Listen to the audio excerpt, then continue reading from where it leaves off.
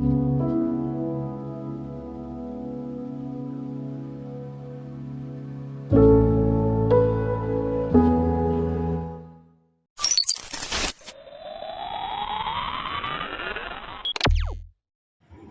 Friends, எல்லோரும் எப்படி இருக்கீங்க? நல்லா இருக்கீங்களா?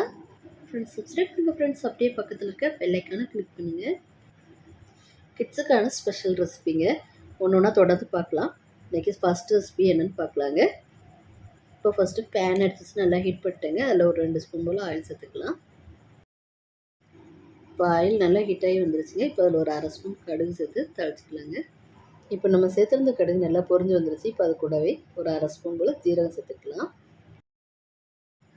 ஜீரகமும் கடுகும் நல்லா பொரிஞ்சு வந்துருச்சுங்க. இப்போ அது கூடவே பொடியை கட் பண்ண ஒரு வெங்காயம் சேர்த்து நல்லா வதக்கிக்கலாங்க.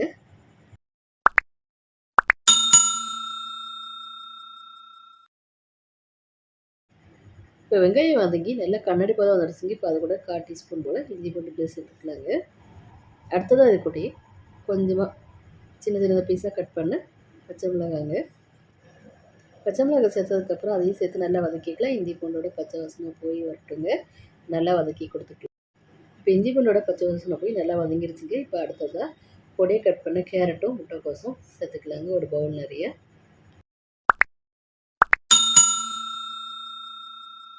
இப்போ நம்ம சேர்த்துருந்த கேரட்டும் முட்டைக்கோசும் முழுமையாக வதங்கணும்னு அவசியம் இல்லைங்க. ஒரு 80% வெந்தால் போதும். இப்போ காய்கறி பாதி அளவுக்கு வெந்து வந்துருச்சுங்க. இப்போ அது கூட 1/4 டீஸ்பூன் மஞ்சள் பொடி, 1/2 டீஸ்பூன் மிளகாத்தூள், கூடையே 1 டீஸ்பூன் போல் கறி மசாலா தூள். அடுத்தது சாதத்துக்கு தேவையான அளவு கொஞ்சமாக உப்புங்க.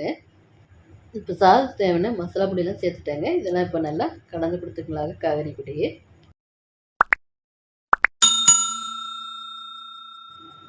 இப்போ கேரட்டு பீன்ஸும் நல்லா வெந்து வர்றதுக்காகவும் மசாலாவோட பச்சை வாசனை போய் வர்றதுக்காகவும் கொஞ்சமாக தண்ணி சேர்த்துட்டு நல்லா மிக்ஸ் பண்ணிவிட்டு ஒரு 5 நிமிஷம் போல் கொதிக்க வச்சுக்கலாங்க.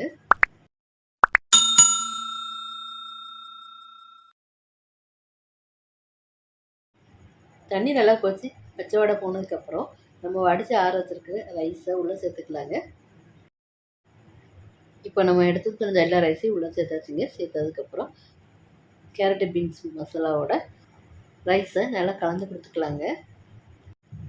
காலையில் அவசர டைமில் நீங்கள் குழந்தைங்களுக்கு சாதம் வடித்து இந்த மாதிரி காய்கறியெல்லாம் சேர்த்து நீங்கள் மிக்ஸ் பண்ணி கொடுங்க.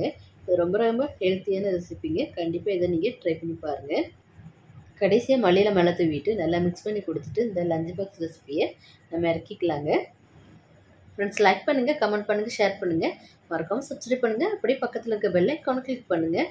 தொடர்ந்து சப்போர்ட் பண்ணுங்கள் ஃப்ரெண்ட்ஸ். தேங்க்யூ.